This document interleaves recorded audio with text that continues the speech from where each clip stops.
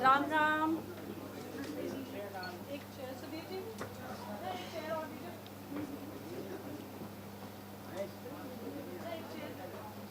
एक chair. Mic देना gas रखना।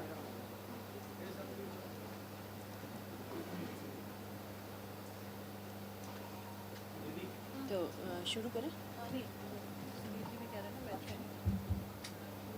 चलिए एक पहले चेयर दे दीजिए स्टेज पर। कोई बात नहीं, सुधीर जी यहाँ पे खड़े हो जाएंगे। हाँ।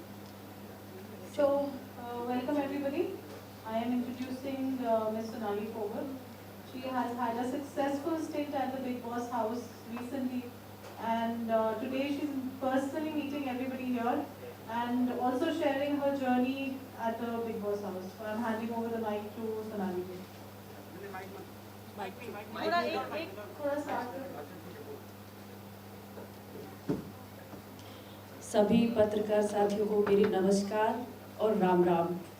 बहुत खुशी हो रही है आप सभी से मिलके, और बिग बॉस के घर में जो 33 दिन का मेरा सफ़र रहा उसके बारे में मैं आज खुलकर आप लोगों से बात करने वाली हूँ। बड़ी इच्छा थी, जो चीज़ें मैं वहाँ प्रेस कॉन्फ्रेंस के दौरान जो घर में हुई थी वहाँ नहीं बता पाई, उन चीज़ों का जिक्र मैं यहाँ करने वाली हूँ।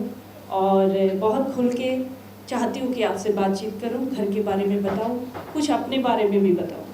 तो हम लोग शुरू करते हैं। सोनाली जी, आपको वो लाइट चल दिख रही वहाँ ठीक सामने देखना, सवाल लेफ्ट राइट से आ जाएंगे। तो सबसे पहले ये सवाल सोनाली जी कि क्या वो घर प्रेस कॉन्फ्रेंस में वहाँ या घर के अंदर ऐसी कौन कौन सी बातें थी जो आपने खुलकर नहीं बता पाई, एंड आज यहाँ पर अगर आप प्रेस के सामने अगर आप ब्रीफ कर सकें। जी जी, पहले मैं 1 मिनट में अपना इंट्रोडक्शन देना चाहूँगी। मैं हरियाणा के एक छोटे से गांव में मेरा जन्म हुआ और बहुत छोटी उम्र में 17 साल में मेरी शादी हो गई थी। और शादी के बाद जो परिवार मुझे मिला, बहुत अच्छा परिवार मिला। उन्होंने मुझे आगे बढ़ाया। जब मैंने इच्छा जाहिर की कि मैं समाज सेवा के क्षेत्र से जुड़ना चाहती हूँ और एक्टिंग लाइन में भी जाना चाहती हूँ, तो मेरे हस्बैंड ने, मेरी मदर इन लॉ ने मुझे बहुत सपोर्ट किया। हालांकि कुछ सालों तक घर से परमिशन नहीं मिली, क्योंकि हरियाणा में कुछ परिवार ऐसे होते हैं कि घर की बहू बेटियों को बाहर नहीं जाने का अवसर देते। लेकिन मेरे कुछ साल तक मनाने के बाद मुझे वो अवसर मिला और मैं पिछले 12 साल से एक्टिव पॉलिटिक्स में हूँ और भारतीय जनता पार्टी में नेशनल स्तर पे मैंने कई पदों पे रह के पार्टी के लिए काम किया है, जिम्मेदारियां निभाई हैं। और उसी के चलते मैं आज हरियाणा में वाइस प्रेसिडेंट हूँ महिला मोर्चा। और मैंने हरियाणा की हॉट सीट, जो कि सीएम जहाँ से 3 बार रहे भजन लाल जी, उनके बेटे के सामने 2019 में अभी चुनाव लड़ा और पहली बार भारतीय जनता पार्टी के इतिहास में सबसे ज़्यादा 35,000 की संख्या में वोट प्राप्त किए। और हरियाणा में की राजनीति में गूगल पे सर्च की जाने वाली सबसे बड़ी पर्सनैलिटी पॉलिटिशियन गूगल पे मैं 2019 में रही हूँ। और उसके बाद जैसे मुझे बिग बॉस से मुझे निमंत्रण आया, तो उसके लिए मुझे यहाँ पे मैं आई भी, बड़ी खुशी के साथ आई। तो पीछे का जो मेरा सफ़र था, कुछ राजनीति के साथ साथ मैंने एक्टिंग लाइन में भी काम किया। जैसे मैं दूरदर्शन हरियाणा में 3 साल के लिए एंकर रही, एक हिंदी कार्यक्रम की, और मैंने 3 फिल्में भी की हैं, जिसमें एक फिल्म जिमी शेरगिल के अपोजिट मैंने काम किया, दूसरी में मैंने रवि किशन के, और एक हरियाणवी फिल्म छोरियां छोरों से कम नहीं होती में सतीश कौशिक जी के डायरेक्शन में मैंने काम किया। और जी टीवी के 2 शो भी किए मैंने, अम्मा और टशने इश्क में थोड़ा काम किया। तो ये सब चीज़ें साथ साथ मेरा एक्टिंग करियर भी चल रहा था और राजनीति भी चल रही थी, वो आज भी कंटिन्यू है, दोनों चीज़ें साथ चलती हैं। और कुछ लोगों को गलतफहमी होती है कि मैं टिकटॉक से राजनीति में आ गई, कि मैं टिकटॉक स्टार रही तो राजनीति में मुझे बीजेपी ने टिकट दिया, जबकि ऐसा नहीं है। टिकटॉक एक एंटरटेनमेंट का हिस्सा था, जो मैं मेरे मन की जो इच्छाएं थी, गाना गाने का शौक़ रखती हूँ, डांस करने का शौक़ रखती हूँ, वो टिकटॉक के माध्यम से मैंने अपने आप को वहाँ पे दिखाने के लिए या अपने आप को एंजॉय करने के लिए वो सब चीज़ें की। और अब जब बिग बॉस के घर में मुझे जाने का अवसर मिला, तो मुझे जो जीवन में पहले कभी एक्सपीरियंस नहीं रहा, वो चीज़ें मैंने वहाँ दिखाई भी दी और मुझे कुछ सीखने को भी मिला। और मुझे लगता है कहीं ना कहीं मुझे एक मजबूती भी मिली शो में जाने से। और शो के बारे में अलग अलग तरह की अफवाहें हमने सुनी थी कि पहले से प्लान होता है, कुछ चीज़ें ऐसी होती हैं, लेकिन ऐसा कुछ नहीं है, क्योंकि मैं थोड़ा सा अलग दुनिया से आई हूँ। क्योंकि यहाँ एंटरटेनमेंट जगत के लोग हैं, वो तो वाकिफ़ हैं इन चीज़ों से, लेकिन हमारे जैसे लोगों को ये चीज़ें मालूम नहीं थी। हम विश्वास करते थे कि शो में ऐसा होता है कि किसी को ज़्यादा तवज्जो दी जाती है या किसी के लिए ऐसा कुछ किया जाता है, तो मुझे नहीं लगता ये चीज़ें हैं, क्योंकि शो में सब एक बराबर हैं और वहाँ पे सिर्फ आपको घर के अंदर ले जाके छोड़ दिया जाता है, बाकी आपको ही करना होता है कुछ। और जैसे कि आपका पहला सवाल मेरे से ये है कि जब प्रेस के दौरान वहाँ पे मैं खुल के नहीं बता पाई वो जो चीज़ें हैं, वो मैं आपसे शेयर करना चाहूँगी। उस दिन एक टास्क मिला था कि न्यूज़पेपर में जो पर्सनैलिटी सबसे ज़्यादा वहाँ पे पॉपुलर है बाहर के लोगों के बीच में कौन होगा। तो वहाँ पे डिस्कशन जो हुआ उसमें सबसे पहले रुबीना जी हर टास्क की फ़ाइल पढ़ती है, जैसे उनको काम दिया जाता है, सब लोग उनको मानते भी कि हाँ चलो अच्छा पढ़ती, हिंदी और इंग्लिश उनकी काफ़ी अच्छी है, तो उस वजह से उनको टास्क फ़ाइल पढ़ने को दी जाती है। तो उस समय जैसे मेरा ज़िक्र आया 5 नंबर पे। 5 नंबर पे राखी ने कहा कि दीदी को होना चाहिए। आपको क्या लगता है कि वो हमारे फील्ड से नहीं है, तो वो क्या उनकी चर्चा नहीं हो रही होगी, या उनकी चर्चा तो इस विषय भी हो रही होगी कि एक पॉलिटिशियन है और बिग बॉस के घर में एंटर किया है, तो इसी से वो सुर्खियों में आई होंगी, तो उनको 5 नंबर से मेरे से पहले मेरे ख्याल से रहना चाहिए। उसके बाद राहुल और अली ने मुझे सपोर्ट किया इसमें, लेकिन रुबीना जी के द्वारा इसको इग्नोर कर दिया गया। उन्होंने कहा नहीं, हम नहीं मानते इनकी चर्चा हो रही होगी, क्योंकि ये बहुत लास्ट में आई हैं और बाकी लोगों की ज़्यादा चर्चाएं रही होंगी, क्योंकि 4 महीने से सब चल रहा है। तो वहाँ पे मैं ज़्यादा कुछ मैंने बोला नहीं। मुझे लगा कि चलिए ठीक है, ये लोग ज़्यादा पॉपुलर हैं तो इनकी तस्वीरें यहाँ पे लगनी चाहिए, उसको छोड़ दिया गया। लेकिन बिग बॉस हमेशा ये कहते हैं कि टास्क को पूरा करें, वो टास्क पूरा नहीं हो पाया। लेकिन काम्या जी जब वहाँ पहुँची, पत्रकारों ने बातचीत की, उसके बाद फिर उस टास्क को पूरा करने के लिए काम्या जी ने बोला, क्योंकि बिग बॉस ने आदेश किया था कि इसको पूरा करें।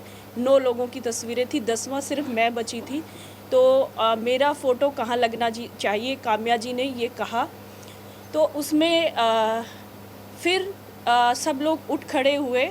अर्शी खान ने सिर्फ बोला कि सोनाली जी को होना चाहिए, इनमें से किसी एक जगह पे आप इनके बारे में हम अपनी राय देना चाहते हैं। लेकिन उसमें किसी की सुनी नहीं गई, क्योंकि रुबीना जी ने फिर से घुमा दिया मुद्दे को और उसको वहीं क्लोज़ कर दिया। तो मेरा ये सोचना है कि काम्या जी को उस बात पे ज़ोर देना चाहिए था कि इस टास्क को, जब मुझे दिया गया है ये कार्यक्रम, तो इस टास्क को मैं पूरा करूं। तो वहाँ पे थोड़ा सा मुझे इग्नोर किया गया। और दूसरा, मुझसे सवाल पूछे गए, उसमें 3 सवाल थे, शायद खाना फेंकने वाली बात है एक, और उसमें मुझे क्लियर नहीं करने दिया गया, जिसमें रुबीना जी, अर्शी खान, ये लोग पीछे से बोलने लगे। आप लोगों ने हमेशा देखा होगा, मैं जब तक शो में रही, जब 2 लोग या 3 लोग भी बोल रहे होते थे, मैंने बीच में कभी नहीं बोला, कभी भी नहीं बोला। आप शो पीछे कभी भी देख सकते हैं। जब वो लोग बोल के अपनी बात ख़त्म कर देते थे, तब मैं पूछती थी क्या मैं अपनी राय दूं या मैं अपनी राय रख सकती हूं। मैं हमेशा ये पूछती थी, क्योंकि हम लोगों ने हमेशा से ये नियम बनाए हुए हैं। हम जिस पार्टी से ताल्लुक़ रखते हैं, हमें सिखाया गया है कि हमें अपनी जो राय है वो बताने के लिए भी पूछना चाहिए कम से कम। तो मेरा ये नियम है, सिद्धांत है, तो उसको मैंने फ़ॉलो किया। तो वहाँ पे जैसे मुझे अगर बोलने का अवसर मुझे ही मिला था, तो उसमें रुबीना जी और अर्शी खान को बीच में नहीं कूदना चाहिए था। मुझे वहाँ पे मेरी बात को क्लियर नहीं करने दिया गया। जो रोटी वाला मामला था, जो डस्टबिन की बात थी, अगर आप लोग उसमें खुल के जानना चाहते हैं तो एक पॉइंट है जो मैं बताना चाहती हूँ। उसमें हुआ ऐसे कि वहाँ पे खाना जो था हमेशा अच्छे से राशन आता, सब ठीक ठाक था, लेकिन लास्ट में कैप्टनसी का जो टास्क था उसको ख़त्म ही कर दिया गया कि कैप्टनसी के लिए अभी कोई टास्क नहीं होगा, अब खाने के लिए होगा। आपको खाना तभी मिलेगा जब आप टास्क पूरा करेंगे, नहीं तो आपको लिमिट में कुछ चीज़ें दी जाएंगी और उन्हीं में आपको गुजर बसर करना पड़ेगा। तो उसमें थोड़ा आटा रखा हुआ था सुबह के लिए भी, रात में सबके लिए एक एक रोटी बननी थी। और मैं हमेशा दाल चावल नहीं खाती थी, क्योंकि मैं जिस एरिया से आती हूँ वहाँ दाल चावल कम खाए जाते हैं, वहाँ रोटी सब्ज़ी खाई जाती है, लस्सी दूध ज़्यादा लिया जाता है। तो वो मैंने कहा कि मैं दोपहर को एक रोटी खाई थी तो मुझे भूख लगी है, मैं बना लेती हूँ। मैंने अली, राहुल और इन लोगों से, जो मेरे दोस्त थे, मैंने कहा, तो उन लोगों ने कहा बना लो, आप खा लो, कोई बात नहीं। क्योंकि वहाँ पे हर कोई पहले, जैसे अर्शी खान रात में सबके सोने के बाद अपना खाना बनाती थी, विकास भी अलग से अपना खाना हमेशा अलग से बनाता है। और मुझे लगा कि मुझे भी जिसकी ड्यूटी है, कोई बात नहीं, एक रोटी मैं अपनी बना लूँगी। तो उसमें मैंने उस दिन रोटी बनाई, और जैसे ही अर्शी खान की ड्यूटी थी रात में डिनर बनाने की, उसने मुझे रोटी बनाते हुए जैसे ही देखा तो वो बहुत ज़्यादा तिल मिला गई और मेरे ऊपर चढ़ गई पूरी तरह से, कि मुझे मतलब ऐसा फ़ील हुआ कि ये लड़की मुझे दोस्त मानती है, मैं इसको दोस्त मानती हूँ, एक बेड पे सोते हैं। तो इसने मेरे साथ मुझे हर्ट किया, इसने एक रोटी के लिए। तो दुख होना स्टार्ट हो गया था मुझे, क्योंकि जो भी बंदा या जो इंसान हम रेगुलर लाइफ में देखते हैं, कोई किसी से जुड़ता है, अगर मुझे पानी चाहिए अगर कोई इंसान किसी के साथ जुड़ा है, अगर वो भावुक है, अगर वो अच्छा इंसान है, तो उसके आंसू ज़रूर निकलते हैं। अगर किसी के लिए दिल में दर्द नहीं होता, सम्मान नहीं होता, तो वो नहीं रोता कभी भी। जो कठोर होता है वो कभी नहीं रोता। तो मैं खाना खाते खाते मेरे आंसू निकलने लगे, मैं रोने लग गई थी।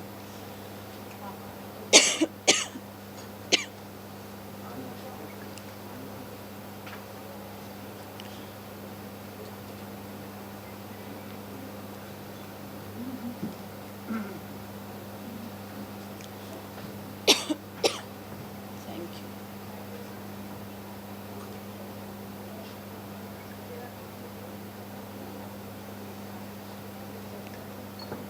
लेकिन अर्शी खान को उससे सब्र नहीं आया कि मैं रो रही हूँ, फिर भी वो मतलब मुझे कहने से बाज आए। उसने कहना बंद नहीं किया, अरे आपने तो इतना आटा ले लिया, आपने ये कर दिया, वो कर दिया, मुझे बनाना था, मेरी ड्यूटी थी, आपने कैसे हाथ लगाया। ये सब चीज़ें वहाँ होने लग गई, तो जिससे मुझे दुख हुआ। और मैंने वो जो प्लेट थी उसमें एक पराठे की एक बाइट बची थी, जो राखी ने मुझे पराठा दिया था कि दीदी आप खा लो और सुबह मुझे इसके बदले पराठा दे देना। तो वो उसके बदले में मैं पराठा वो खा रही थी, रोटी मैं अपनी ख़त्म कर चुकी थी।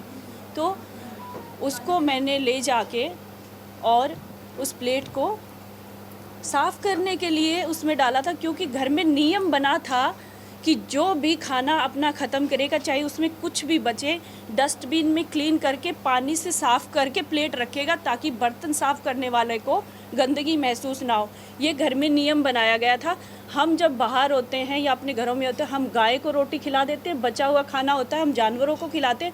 लेकिन बिग बॉस के घर में एक खाने के लिए डस्टबिन बना था, खाने के लिए, जिसमें हम अपना जो खाना होता है बचा हुआ वो डालते हैं। वहाँ गाय भैंस नहीं बंधी है जिसको मैं खिला देती। मेरे संस्कार नहीं है कि मैं कूड़े में खाना डालूँ।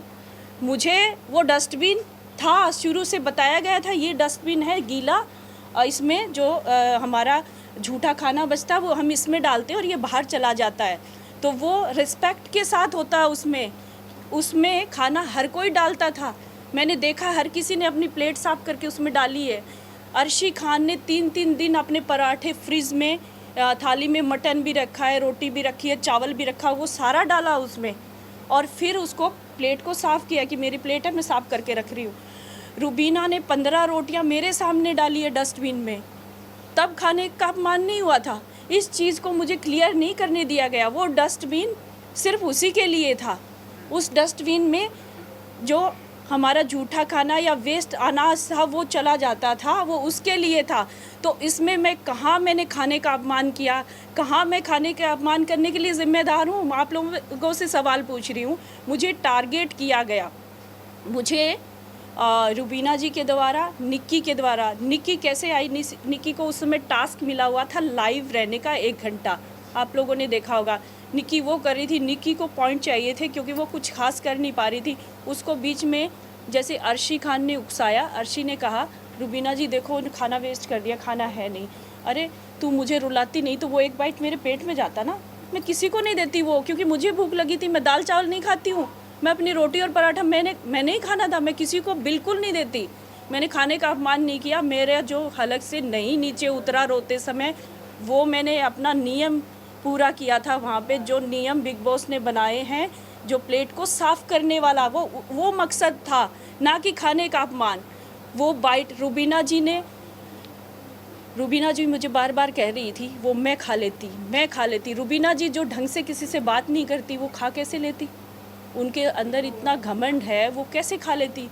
उन्होंने उस दिन क्यों नहीं खाया जब निक्की ने अपना झूठा खाने का बॉक्स जो वीकेंड पे बाहर से मंगवाया जाता है खाना, वो बचा था, वो क्यों नहीं सेव करके रखा?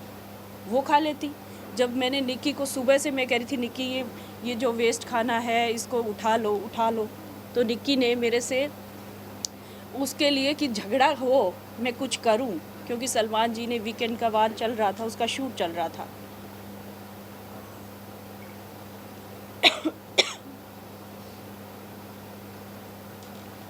जब सलमान जी ने निक्की को समझाया कि निक्की तुम कुछ कर नहीं पा रही हो, तुम बोरिंग हो चुकी हो, तो निक्की ने उसी समय डिसाइड कर लिया था कि मैं इस औरत को टारगेट करूँगी। निक्की ने मुझे टारगेट करना शुरू कर दिया था दूसरे हफ्ते पे ही, और उसने अपना जो खाने का बॉक्स था वो मेरे बेड के साथ में रखा। हर किसी को अपना अपना बेड मिला हुआ था, निक्की को मेरे से दूर बेड मिला हुआ था।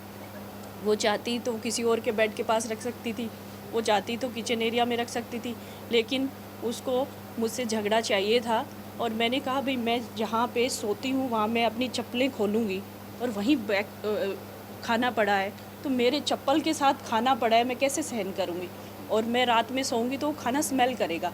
तो उसके लिए मैंने बार बार निक्की को कहा, और अगर निक्की मेरे साथ अच्छी होती तो मैं खाना खुद उठा के रख देती, लेकिन निक्की मेरे साथ अच्छी नहीं थी। वो मुझे बार बार कहती थी घटिया औरत, हु इज़ शी, कहाँ से आई है, क्या करने आई है शो में, इसको बाहर निकालो।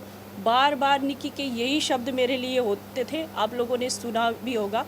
तो मेरे साथ वहाँ पे भेदभाव बहुत हुआ, मैं अकेली पड़ गई थी बिल्कुल। रुबीना जी ने मुझे बहुत सम्मान दिया पहले, कि उन्होंने कहा भी सोनाली जी आप बहुत अच्छी हैं, ये लोग आपको ख़राब कर देंगे, इनकी बातों में मत आना। लेकिन रुबीना जी ने ही बाद में मुझे टारगेट बनाया, जिनको रुबीना जी को मैं बाहर से देख के गई थी शो में कि बहुत अच्छी महिला है, और रुबीना जी ही मुझे लगता है कि आगे तक जाएंगी, शो जीतेंगी। लेकिन रुबीना जी ने 2 हफ्ते के बाद मुझे टारगेट करना शुरू किया। रोटी वाला मामला हो, चाहे वो मेरा नाम फाड़ने वाला मामला हो, वो बीच में आई, उसमें भी हर काम में वो बीच में आई, जबकि उनके आने का कोई मतलब ही नहीं था उसमें। और निक्की ने भी मेरे साथ किया, तो पूरी तरह से मेरे साथ भेदभाव हुआ शो में, और मुझे हर्ट किया गया काफ़ी, और मुझे परेशानियां हुई काफ़ी, क्योंकि मैं बहुत ज़्यादा भावुक हूँ। और जाते ही मैं सबके साथ इतना जुड़ गई थी, 2 हफ्ते तक मुझे ऐसे लगा था कि सब मेरा परिवार है, और जैसे मैं घर पे रहती हूँ, मेरे घर के लोग हैं, उनसे मुझे प्यार मिला, और मैंने भी उनको बहुत प्यार दिया। और सबके लिए अगर मुझे किसी के बारे में दुख हुआ तो मेरे आंसू भी निकले। तो ये सारी चीज़ें वहाँ पे हुई, और भी कई किस्से हैं जो आप लोगों ने देखे हैं, जिनको मैं क्लियर करना चाहती हूँ। अगर आप उनमें से कुछ पूछना चाहें तो आप मुझसे पूछ सकते हैं। सोनाली जी, एक बात बताइए, आप ये बोल रही हैं आपको लोगों ने टारगेट किया और आपको काफ़ी ज़्यादा परेशान किया, लेकिन बदले में आपने भी तो उनके साथ काफ़ी कुछ ऐसा किया जो नहीं करना चाहिए था, जैसा कि आपने रुबीना जी को गालियाँ दी हैं और धमकियाँ दी हैं उनके हस्बैंड को, उनको दुनिया को कि भाई बाहर आओ, मैं देखती हूँ। हाँ, तो क्या ये जस्टिफाई अभी है आपके लिए कि पहले मैं क्लियर करना चाहती हूँ धमकी वाली बात को। आज तक मुझे किसी ने बताया नहीं और ना ही दिखाया कि मैंने किसको धमकी दी, क्योंकि मैंने धमकी दी नहीं है, उस बात को बनाया गया है। धमकी का वाला मामला मैं बताती हूँ। हाँ, किसको, हाँ किसको कहा मैंने, किसको कहा मुझे बता दें। एक आपके सामने अनुभव कि मेरे बंदे देखेंगे। हाँ हाँ, ये किसको कही थी मैंने बात? अभिनव खड़े थे आपके सामने, उनको मेरे आप पीछे देखते खड़े थे? थे आपने। मैं बताती हूँ अब, मैं बताती हूँ, इस बात को क्लियर करती हूँ आज। इसीलिए मैंने आप लोगों से मिलने की चाह जताई थी कि मैं इस बात को क्लियर करूँ, क्योंकि देखिए मैं जिस फील्ड से आती हूँ वहाँ समाज सेवा की भावना रहती है हमेशा ही, सबको जोड़ के रखने की बात रहती है, ना कि तोड़ के रखने की। तो जब मैं शो में आई तो उस समय वीकेंड पे सलमान जी का बर्थडे आ रहा था और उसके शूट की तैयारियां हो रही थी। सबको गाने मिले परफॉर्मेंस के लिए, लेकिन मुझे नहीं मिला। एजाज जी भी मेरे साथ थे, एजाज जी को डायलॉग मिला तो मैंने एजाज जी को बोला, एजाज जी मैं सलमान जी को इतना पसंद करती हूँ, उन्हीं के लिए मैं शो में आई हूँ और उन्हीं के गानों पे सबको परफॉर्मेंस करने का मौका मिल रहा है, लेकिन मुझे नहीं मिल रहा। तो मैंने बिग बॉस को कहा और मुझे गुस्सा आया और मुझे दुख हुआ। तो मैंने कहा बाहर मेरे लोग हैं, वो देख रहे हैं और आप इस देश में एक चैनल चला रहे हो, इस देश में ये शो चला रहे हो, आप भेदभाव नहीं कर सकते किसी के साथ। मेरे साथ आप लोगों ने भेदभाव किया, इनको सबको दे दिया ना, इनको गाना दिया, ये परफॉर्म करेंगे। सलमान जी का बर्थडे मैं क्यों नहीं करूँगी? और मेरी जो टीम है बाहर से आपसे सवाल पूछेगी, वो उस समय की बात है, वो ये बात थी जो मैं आज क्लियर कर रही हूँ। मेरे पीछे अभिनव खड़ा था, अभिनव ने मुझे फिर कहा भी सोनाल जी आप क्या कह रही हैं, शो को कह रही हैं आप?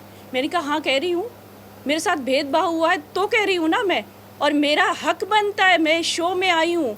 और जहाँ हमेशा कहा जाता है कि शो में भेदभाव नहीं होता, मैंने स्टार्टिंग में यहाँ बैठते ही आपको कहा ना कि शो बहुत अच्छा है, भेदभाव नहीं होता शो में, शो के लोग नहीं करते हैं वो। इस चीज़ को क्लियर करती हूँ। जब मैंने ये बात कही उनको, मुझे हर्ट हुआ। तो दूसरे दिन जब शूट हुआ तब सलमान जी ने या क्रिएटिव्स जो थे या शो मेकर जो हैं, उन्होंने इस बात को समझा और उन्होंने मुझे परफॉर्मेंस का मौका दिया, उस चीज़ को क्लियर किया। वो बातें वहीं ख़त्म हो गई थी। लेकिन अभिनव जी ने, जब निक्की और मेरा रुबीना जी से झगड़ा शुरू हुआ, अभिनव जी ने उस बात को मोड़ दिया। अभिनव जी काफ़ी गहराई से सोचते हैं और उन्होंने सोच के प्लान बनाया कि उस बात को मैं कैसे घुमा सकता हूँ। तब अभिनव जी ने कहा कि इसने तो शो को भी धमकी दी थी, ये धमकियाँ देती है सबको कि मैं बाहर देख लूँगी, मेरे बंदे देख लेंगे। मैंने कहा ज़रूर था, लेकिन ये वो बात नहीं थी कि मेरे बंदे आपको देख के मार डालेंगे, कुछ कर देंगे, ये वो चीज़ नहीं थी, बिल्कुल भी नहीं थी और ना ही कभी हो सकती, ना मैं कभी कह सकती ये चीज़ें। तो ये अभिनव जी का प्लान था और अभिनव जी ने ये कहा। फिर किचन एरिया में निक्की भी मेरे साथ इस बात से भिड़ी कि तुम ये कहती रहती हो घटिया औरत, मेरे बंदे देख लेंगे, बंदे मेरे भी है, तुम्हें देख लेंगे। निक्की ने ये बात कही। फिर अली और राहुल मेरे पास में खड़े थे। फिर मैंने कहा मैं रोने भी लगी थी इस बात में। मैंने कहा अली, मैंने कभी नहीं बोला कि मेरे बंदे देख लेंगे, ये लोग क्यों कह रहे हैं बार बार मुझे, अभिनव क्यों कह रहा है? तो उन्होंने बताया कि मैम क्या पता आपने कह दिया। मैंने कहा बिल्कुल नहीं कहा। तो अली ने मुझे कहा अब इनको बोलो कि नहीं कहा था लेकिन अब कह रही हूँ। तो मैंने गुस्से में बोला अब तक तो नहीं कहा, ठीक है कह रही हूँ। अली के मजाकिया उसमें लहजे में कहा था और वो बात उनके बार बार मुझे मेंटली टॉर्चर करने के बाद ये हुई थी कि हाँ तुम लोग कह रहे हो तो ठीक है। मैंने कभी नहीं कहा ये बात, आज मैं क्लियर कर रही हूँ। आप शो पूरा एपिसोड उठा के देखिए, मैंने किसी को सामने ऐसे कोई खड़ा है, चाहे निक्की या रुबीना है, कि मेरे बंदे तुझे देख ले, ऐसे कभी नहीं हुआ। आपके सामने कभी आ ही नहीं सकता क्योंकि मैंने कहा ही नहीं था। इस सोनाली जी, आपकी जो जर्नी रही है उसमें एक वीकेंड का वार हमने देखा जहाँ पर आप शो के एपिसोड के एंड में आते सलमान सर से कहती हैं कि सर आप तो मुझसे कोई बात ही नहीं करते, पूरे वीकेंड के वार में आप हर कंटेस्टेंट से बात करते हैं लेकिन मुझसे बात नहीं करते। और उसी वीकेंड के वार के बाद के जितने भी एपिसोड आए, हमने देखा कि आपकी जो प्रक्रिया रही, चाहे वो फाइट्स हो, चाहे टास्क में आपका बिहेवियर हो, या राशन या अन्य को लेकर जितने भी इश्यूज हुए, उन सब में उस वीकेंड के बाद ही आपकी जो प्रक्रिया है वो सामने आई। तो क्या ये इसीलिए था क्योंकि आपको ऐसा लग रहा था कि शायद आपको इम्पोर्टेंस नहीं मिल रहा है या फिर आप दिख नहीं रही है, तो उसकी वजह क्या रही कि शुरू में ऐसा नहीं हुआ और बाद में हुआ? शुरू में देखिए मेरी स्टार्टिंग में सबसे ज़्यादा बात होती थी अभिनव जी से। जब मैं बैठती थी तो अभिनव जी मुझे कहते थे जो जिसकी पर्सनैलिटी होती है वो वही दिखाता है, तो सोनाली जी आप इनके चक्कर में मत आ जाना, झगड़ा वगड़ा मत करना, आप झगड़े वाली नहीं हो, आप सबको मतलब सबसे प्यार करती हो, सबके साथ अच्छा आपका बर्ताव है। तो मैंने यही कहा मुझे सब लोग अच्छे लगते हैं और सब कितना रिस्पेक्ट करते हैं मुझे, मैं किसी से झगड़ा कर ही नहीं सकती। तो मुझे 2 हफ्ते मुझे समझने में लगे और उसमें वीकेंड पे जैसे सलमान जी आए तो मैंने पूछा भी, जो मेरे मन में होता है मैं कह देती हूँ अगले को। तो मुझे लगा सलमान जी, मैंने कहा आप तो मेरा नाम तो लेते ही नहीं हो, दूसरी बार हो गया। तो उन्होंने ये बात क्लियर भी की कि आप अच्छा जा रही हैं, आप कुछ गलत करेगी तो मैं कह दूँगा, आप गलत करेंगी तब मैं कह दूँगा। और उससे नेक्स्ट वीकेंड पे जब मेरा और रुबीना का जो झगड़ा हुआ था उसमें उन्होंने मुझे बताई भी ये बात और मैंने माना भी उसको। लेकिन वो जो बात थी, मैंने रुबीना को गाली नहीं दी थी क्योंकि मेरा जिसने नाम फाड़ा था मैं उसको उगलवाना चाहती थी कि किसने फाड़ा, और मुझे पता था निक्की ने फाड़ा है। वो चिल्ला के आएगी, फिर मैं उससे बोलूँगी भाई मेरे सामने फाड़ती तो मैं उसका जवाब देती, मेरी पीठ के पीछे तुम ये करते हो, कभी मेरा फ़ोटो फाड़ के फेंकते हो, कभी मेरा नाम फाड़ते हो। तो ये चीज़ें उसमें ऐसा था कि निक्की बार बार जैसे अपने गेम को आगे बढ़ाने के लिए या शो में टिके रहने के लिए, पहले रुबीना के साथ नहीं थी, आज रुबीना के साथ खड़ी है।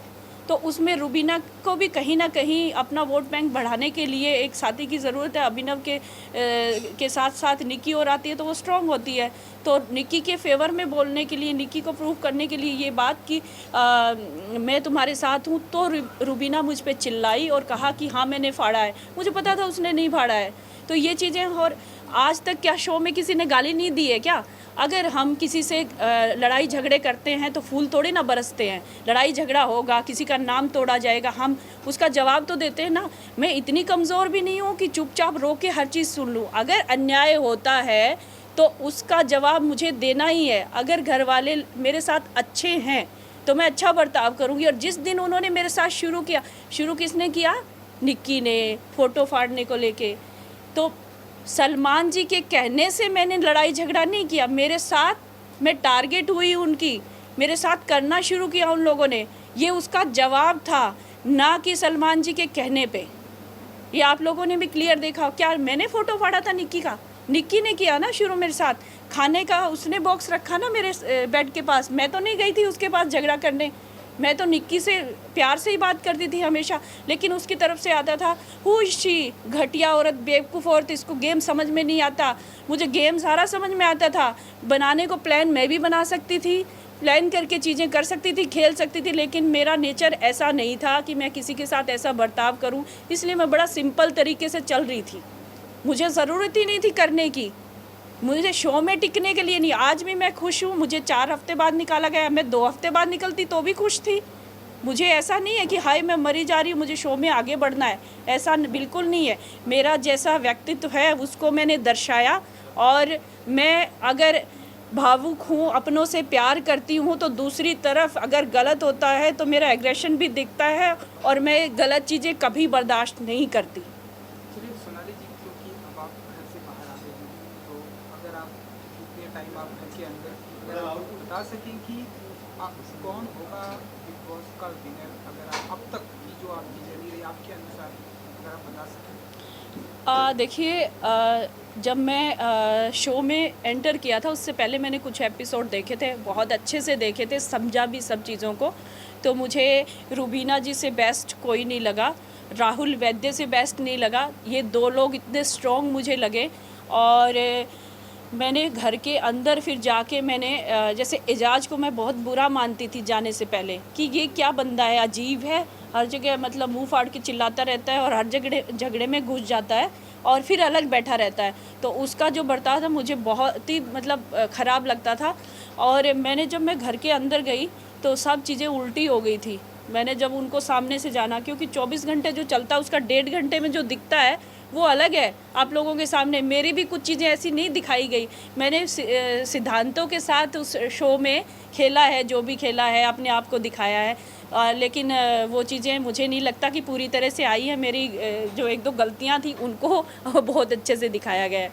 तो मैं शो में जब गई हूँ तब मुझे कहीं ना कहीं लगता है कि रुबीना जी मेरी फेवरेट हमेशा रही हैं। और मेरे घर पे भी सब, जैसे मेरी मदर उनको बहुत पसंद करती थी, लेकिन आज जब मैंने उनसे पूछा आने के बाद तो मेरी माँ बिल्कुल पसंद नहीं करती उनको। तो मैंने मेरी माँ को समझाया भी, मैंने कहा शो में रहने के लिए रुबीना जी ये कर रही है, बाकी वो अच्छी हैं।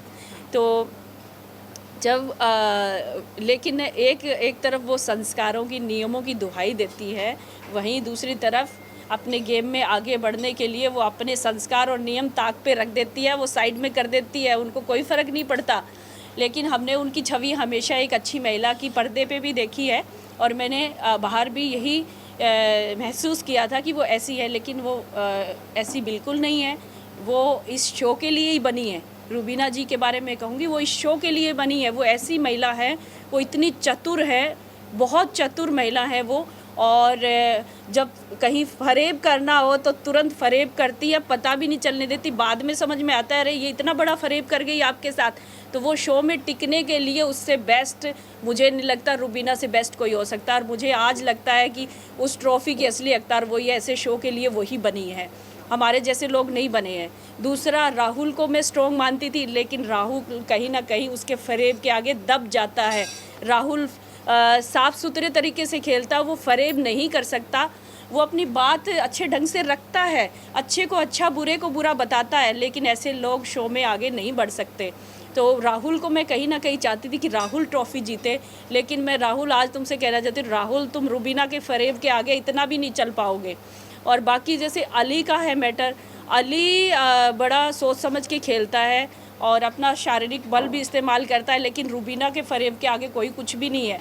जो अभिनव को सारा दिन घुमाती, अपने लिए इस्तेमाल कर लिया उसने अभिनव को, जिनका डाइवोर्स होने वाला था, वो लोग अलग हो चुके थे, फिर भी वो दोनों लोग साथ में आए और हर एक पल अभिनव जी ने रुबीना जी का साथ दिया है। उन्होंने अपने आप को पीछे किया है रुबीना जी को आगे बढ़ाने के लिए। और मैंने बार बार, जैसे मैं शो में गई, मैंने खुल के कहा अभिनव जी को, मैंने कहा अभिनव जी आप इतने अच्छे विचारों के व्यक्ति हैं और बहुत अच्छा मैं आपको मानती हूँ। शुरू से मैंने जैसे आपको देखा है तो आप बहुत सबसे अच्छे व्यक्ति शो में आप नज़र आते हैं मुझे, लेकिन कहीं ना कहीं आपके जो व्यक्तित्व है वो दब चुका है रुबीना जी के आगे। आप उनको आगे बढ़ाने के लिए अपने आप को खो चुके हो और जब आप बाहर निकलोगे लोग आपको बहुत सुनाने वाले हैं और आपको सवालों की बौछार होगी, शायद आपको जीने भी ना देगी। जिस टाइप से कि जोरू का गुलाम है, बहुत ज़्यादा ही करता है, ये इस तरह की चीज़ें आपको सुनने को मिलेगी। तो अपने आप को दिखाओ, थोड़ा सा अभी समय है, आप जाने वाले नहीं हो। क्योंकि कहीं ना कहीं मुझे लगता है कि शो से के लोगों से भी रुबीना जी की बात हुई होगी कि मेरा पति मेरे साथ ही रहेगा, तो उनकी वैसे भी मजबूती है इस शो में अभिनव जी की वजह से। तो अभिनव जी अभी आप लोगों ने देखा होगा कि पिछले 3-4 हफ्ते से अपने आप को दिखाने लगे हैं और बड़ा एग्रेसिव हो जाते हैं, किसी भी झगड़े में पहले नहीं होते थे। तो ये बात बिल्कुल सच है कि रुबीना जी मुझे लगती है कि वो आगे तक जाएगी। और क्यों ना जाए, जो वो इतने अच्छे ढंग से इतनी चतुराई से खेल रही है, जहाँ पे उनको किसी को लगता है कि इसको आउट करना, उसको टारगेट करती है। जैसे मुझे किया उन्होंने टारगेट, चाहे वो रोटी वाला मामला हो, उसमें तो कुछ नहीं है, खुद रोटी डाल रही है 15 रोटी, फिर मुझे कह रही है एक टुकड़ा डाल दिया तो उसको बात को इतना बड़ा बना दिया। मुझे कहती है अपना VIP पन अपने पास में रख, ये तेरा नहीं चलेगा। मैंने क्या किया, मैं तो बड़ा डाउन टू अर्थ हूँ, मेरे को तो बड़ा सिंपल तरीके से रहती हूँ, सबके साथ बड़े प्यार से रहती हूँ। मैंने वहाँ ऐसा कुछ नहीं दिखाया कि मैं VIP हूँ या मैं पावरफुल महिला हूँ, मैंने ऐसा कुछ नहीं दिखाया। लेकिन रुबीना जी को मुझसे इनसिक्योरिटी हुई कहीं ना कहीं, क्योंकि मैं नियमों के साथ चलती थी। उन्हें लगता था कि मैं मेरी चतुराई से मैं ये लोगों को दिखा रही हूँ कि मैं नियमों के साथ चलती हूँ, संस्कारों के साथ चलती हूँ। वो कहीं ना कहीं उसमें मैं रुबीना से आगे जा रही थी। रुबीना को लग रहा था कि इसको निकालना चाहिए हमें यहाँ से, तो उसने मुझे टारगेट किया और ये आपके सामने है ये चीज़ें। तो आप बोली रुबीना जी को की बात हुई होगी शो के मेकर्स के साथ, क्रिएटिव टीम के साथ अभिनव को रखने के लिए। इसका मतलब हम ये समझे कि वो बायस्ड है। देखिए, ये मेरी सोच है, ये नहीं भी हो सकता है। मैं शायद कह रही हूँ कि ये हो सकता है, क्योंकि अब बहुत सारी ऐसी सिचुएशन आई, अभिनव जी कुछ भी नहीं कर रहे थे फिर भी टिके हैं शो में, कुछ भी नहीं कर रहे थे फिर भी टिके हैं। लोग देखना चाहते हैं, लोग उसमें शो में लड़ाई झगड़े देखना चाहते हैं, उन्हीं को वोट करते हैं जो थोड़ा सा अपने आप को खुल के दिखाते हैं वहाँ पे। लेकिन अभिनव जी को कैसे सेफ रहे इतने दिनों तक,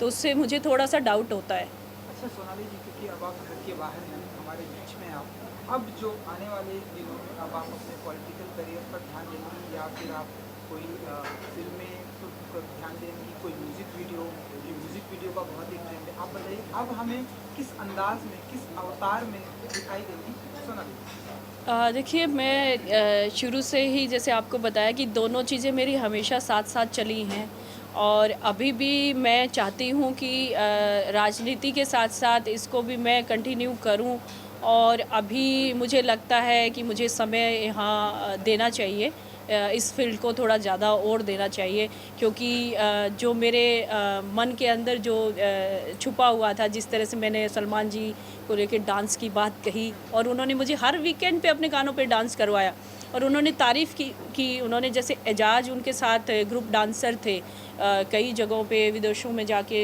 एजाज जी ने उनके साथ ग्रुप में डांस किया है, तो उन्होंने एजाज जी को भी कहा कि अरे एजाज, तुमने पानी तक नहीं मांगा, सोनाली जी ने डांस किया। तो मेरे लिए बहुत बड़ा मतलब बात है सलमान जी का कहना। तो मुझे लगता है कि जो मेरी प्रतिभा है और मुझे अपने आप पे, जो मैं आज तक समाज सेवा से जुड़ी हूँ, अपने आप पे कभी ध्यान नहीं दे पाई। तो आप लोगों को मेरा लुक चेंज लग रहा होगा, तो मैंने अपना लुक, कल मैं पार्लर गई, मैं पार्लर नहीं जाती हूँ, मैं कल पार्लर भी गई हूँ, अपना लुक में थोड़ा चेंज किया है और मैं सच में करने वाली हूँ, अच्छा करने वाली हूँ। मैं जिम भी ज्वाइन करने वाली हूँ, अपना वेट थोड़ा कम करूँगी, अपने आप को और फिट करूँगी और इस फील्ड के लिए अच्छा काम करने वाली हूँ और मुझे ऑफ़र भी आने लगे हैं।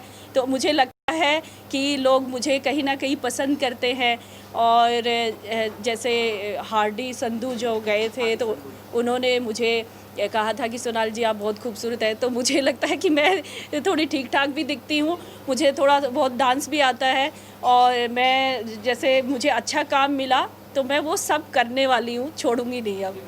सोनाली जी, क्योंकि आप पॉलिटिकल करियर से आती हैं, इससे भी मेरा एक सवाल है कि अभी कल अगर आपने न्यूज़ देखी होगी, कल जो कुछ भी हुआ पंजाब के, क्या हरियाणा से आती है, पंजाब के किसान ने जो कुछ भी किया, लाल किले पर उन्होंने अपनी तरीके से झंडा फहराया पूरे देश में, इस तरह की बात आप कैसे देखती हैं? आप मानती हैं कि एक देखिए आप एक अलग है, इस तरह से जाके लाल किले पर झंडा फहराना इस तरह से कितना सही है आपके अनुसार? देखिए, इस बारे में मैं ज़्यादा कुछ नहीं कह पाऊँगी क्योंकि जहाँ से हम जुड़े हुए हैं और आज जहाँ मैं बैठी हूँ, दोनों ही अलग चीज़ें हैं। अगर मैं वहाँ होती तो इन सवालों का ज़रूर जवाब देती आपको, क्योंकि मेरी पार्टी की सरकार भी है और मैं किसान की बेटी हूँ, मैं किसान की बेटी हूँ, किसान का दर्द बहुत अच्छी तरह से समझती हूँ कि वो किसके लिए क्या कर रहा है।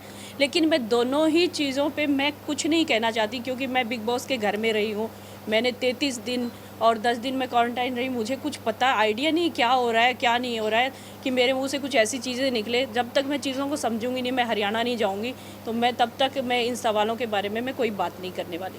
चलिए last question now, we take the last question. Bigg Boss के बारे में बात करते हैं। अभी कुछ समय पहले आपने कहा कि अगर आप 2 हफ्ते में भी इविक्ट हो जाती तो आप खुश थी, अभी भी जब आप इविक्ट हुई आप खुश हैं। तो क्या जब आप शो के अंदर गई थी आपने वो जीतने का जज्बा या वो जीतने की इच्छा नहीं थी? बिल्कुल थी इच्छा और मुझे कहीं ना कहीं लगता था कि मैं मेरी खूबियों से, जो मेरी अच्छाई है, उनसे मैं लोगों का दिल जीत पाऊंगी। लेकिन कहीं ना कहीं मुझे लगता है इस शो में लोग अच्छे लोगों को भी देखना चाहते हैं, लेकिन ज़्यादा लोग लड़ाई झगड़े पसंद करते हैं इस शो में, मुझे ऐसे लगता है कहीं ना कहीं। और मैं आज भी कहती हूँ, इस शो में आना ही मेरे लिए बहुत बड़ी बात है और इस शो में मुझे बुलाया गया, ये मेरे लिए गर्व की बात है। दूसरा, अगर मेरी बेटी ने भी कुछ कहा था कि मम्मा आप सबसे प्यार से रहते हो, कोई कुछ कहता है तो दुखी हो जाते हो, आप 1 हफ्ता ही रहोगे। और उसने कहा भी आने के बाद कि मम्मा आप बहुत स्ट्रॉन्ग हो, आप तो 33 दिन रहे हो, तो ये आपकी उपलब्धि है। इसमें मतलब मुझे खुशी मिल रही है कि मैं 33 दिन बिग बॉस के घर में रह के आई हूँ। मुझे सच में नहीं लगता था कि मैं 33 दिन रुक पाऊँगी। बहुत बहुत धन्यवाद, थैंक यू। और आप लोगों से मिलते रहेंगे ऐसे ही, अब मैं यहाँ पे समय लगाने वाली हूँ, तो बहुत बहुत धन्यवाद आप सभी का। Thank you thank you thank you.